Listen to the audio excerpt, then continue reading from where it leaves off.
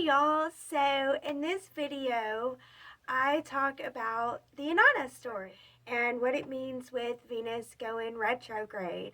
And honestly, the day that I'm recording this is the day that Venus goes retrograde, December 19th, 2021, in the sign of Capricorn, and I'm a Capricorn, and so that's really what inspired this series. Not only that, but I was told the story of Inanna. I was told it a lot differently than the one that I read, and was told that there's a ritual that you can do with Venus along with her retrograde cycles, and I was like, let's do it. And I just finished one and to go through it again. So I decided to record my experience this time. And it's really not that difficult. A ritual is just something that you do at a set time and you do it in order. That's all that a ritual is. And with the Venus ritual, there's really not a whole lot to it. The lady that told me the story of Inanna, she told it a little bit differently than what I have already told. Whenever I went and looked up the story of Inanna, I found out that there are many different versions of the story of Inanna, and so I found that very interesting. The one that I decided to read and do was one that I felt was the most authentic, the most real, the most is supposedly coming from a Sumerian tablet. It's a translation of it, so that's the one that I decided to go with in my readings of the Venus story. But the Venus story that I was taught was a little bit different, the Inanna and Venus story, and how it relates to Venus and her transits through the sky with the sun and the moon. And it just inspired me. So I was thinking maybe it might inspire others. And so I decided to put it out there. So the Inanna story that I was told was about how Inanna decided to go into the underworld because her sister was given in marriage to the god of the underworld. And so she wanted to go visit her, and she went, and it enraged her sister. Her sister was bitter and jealous and all the dark things about oneself, and she saw things through a darker perspective, and she didn't think that it would be fair for Inanna to get to come and visit her in the underworld and then just be able to go back. That's not fair. No one gets to leave the underworld. Like, them's the rules. Them's the rules, okay? And she was bitter, and she didn't really like her sister, but Inanna seems to love her sister.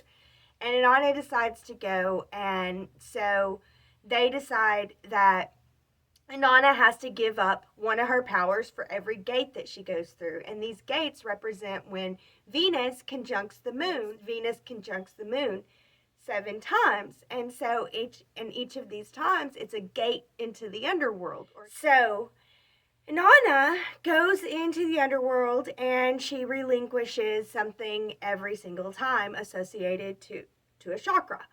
And, she relinquishes something from her crown, her third eye, her throat, her heart, her solar plexus, her sacral, and her root.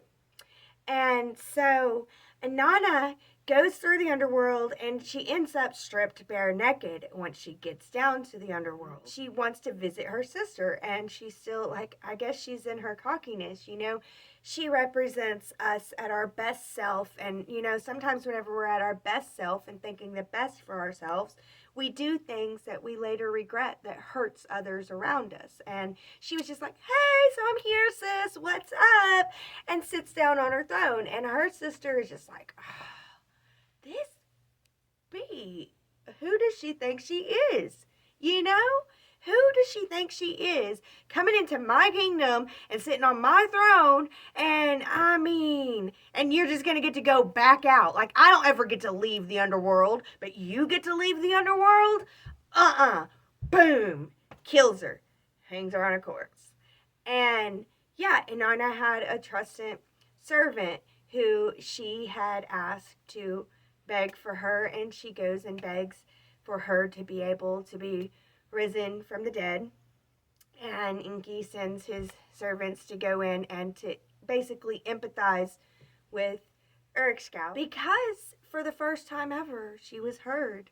she was empathized with, she was understood, and that warmed her heart. And she was, okay, I'll resurrect my sister. You know, this part shows how our when we're in our cocky self and we're so sure of ourselves and going on fluttering by with life, not worrying about others, sometimes we can end up hurting others. And then our shadow self will be like, oh, that optimistic person shouldn't live. We should kill her. And it shows how our shadow self, this isn't someone from outside of us, it's our shadow self, will kill our light. That's who our worst enemy is our shadow self. But when we show empathy to our shadow self and we understand our shadow self and we let her shine too and let her know that there's a place for her too, or him too, then the shadow can be integrated and made whole. And so Inanna was resurrected, and this represents the time that Venus will go retrograde again, and that talking to the Venus conjuncts the sun, talking to the king, and Venus goes through the 7 gates again, getting her powers back. This time the other way around, from the root crown. And she gets her crown back, and she rises. She learns. She learns a lot from that, you know? And so it was a journey worth taking. And so there's this ritual that we can do during this time. And during the retrograde time, the 41 days, we think about going into our shadow self. We look at our shadow self. We talk, we get ready to really go within. And we prepare our shadow self for we're coming. And also, a thing to think about at the beginning of this journey is Inanna had a trusty servant, a trusty sidekick, and nurturer. I am not good with names. But yeah, so who is your trusty servant? Who will plead on your behalf to release you out of hell if your shadow side won't let you? Who do you have in your life? Do you have someone, or is it a part of you? It could be a part of yourself too. If you don't have anyone to plead on yourself, what part of yourself? Is there a part of yourself that will plead to bring the light back within yourself? So think about that as we decide to go into the underworld and face our shadow through this journey. And then through each gate, we will talk about the chakra that we're crossing through and what we're relinquishing. And for me, I have a lot of protection items on me that I keep that, a lot of things that they're dear to me, and I will be releasing them through this Venus cycle. And then come towards the end of the Venus cycle, I will get them back. So that's really cool, and I will show you that through the journey. And another thing is my makeup that I chose for Inanna. I chose the rainbow makeup. So in each gate that we go through, I'm going to be taking off that color chakra's makeup. So we will, and at the end, I'm going to be barefaced like I am now as I'm facing the journey.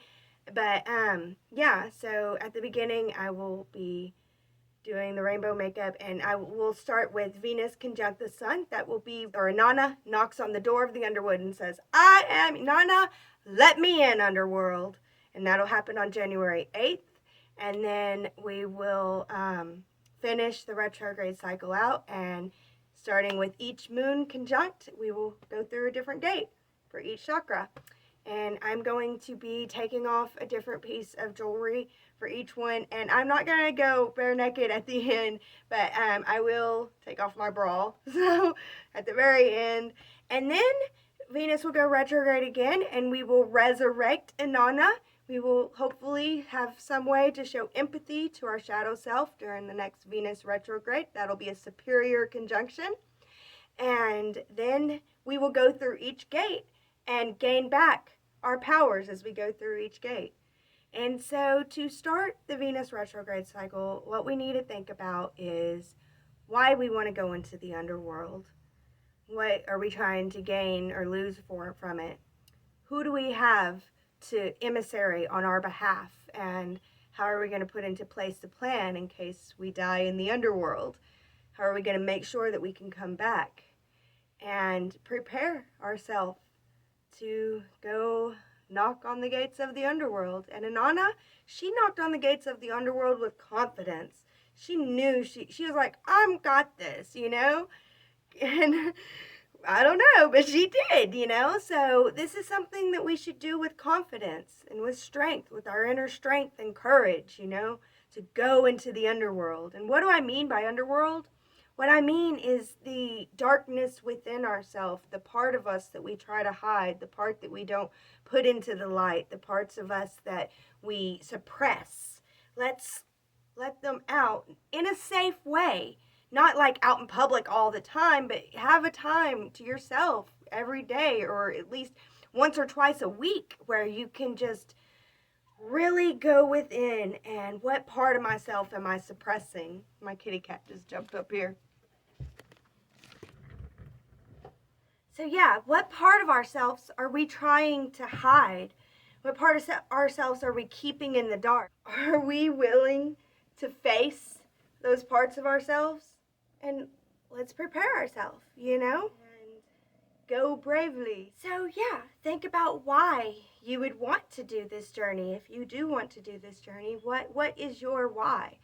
Inanna's why was because she wanted to visit her sister in the underworld. In the series that I read, I think it was a little bit confusing, but Dumazoid was Inanna's husband, and Inanna, he was not like the best husband to Inanna. At the end of the story, the one that I told, where Inanna goes, she goes into the underworld because her sister Erkskingal's husband had just died, and she wanted to help her with the funeral rites.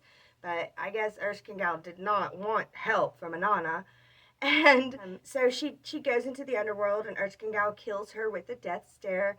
And then she comes out, and they were like, well, you still have to follow the rules of the underworld. You're not allowed. We have to have a replacement. And so Inanna was, as she was leaving, she came into her servant first, and they're like, this is your replacement. She's like, no, she's my beloved. You know, she encountered everyone that she loved, and then she came to her husband, Demazoid, who was, you know, like toxic masculinity, rude type of husband. And so she was like, oh, you get what you deserve, and so take him. Well, he cried out to a god, and the god turned him into a snake and allowed him to be freed. So a deal had to be made where half the year Inanna has to serve in the underworld, and half the year Erskingau has to serve in the underworld. And this serves to show how Venus is the morning star and the evening star. So while Venus is the evening star, I think that this would be Inanna, and then morning star is Erskingau. Or it could be the other way around. Inanna is the morning star, and the evening star is Erskingau. Yeah, so that was the ending of that story. It seemed a little bit confusing in my reading. So that's how that went, was Inanna's husband is the one that was thrown, that she decided to make as her replacement for going to the underworld. And honestly, Inanna was very, very cocky. I mean, who does she think she is? And that she can just go to the underworld and come back like that just because she's the queen of the heaven. But I think that there's many reasons that we would turn around and go back to hell after leaving it. And most of those reasons is relationship. It's others. We don't want to leave people there. And, you know, I think Inanna loved her sister, and she wanted to be there for her sister. And I think that's part of why she decided to go in the first place. And I think that it was a good decision because both of them learned and grew a lot just from the experience. So I think that it was well worth it for Inanna and Erskingau. I don't know. What do you guys think? Put in the comments what you think. How do you feel about the story of Inanna? What's your favorite version? All right, well, that's all that I got to say about Inanna and Venus today. Pick it up another day. I thank you guys so much for your time. Thank you so much for watching. I hope that you enjoyed this so far. This is the story of Inanna and Venus.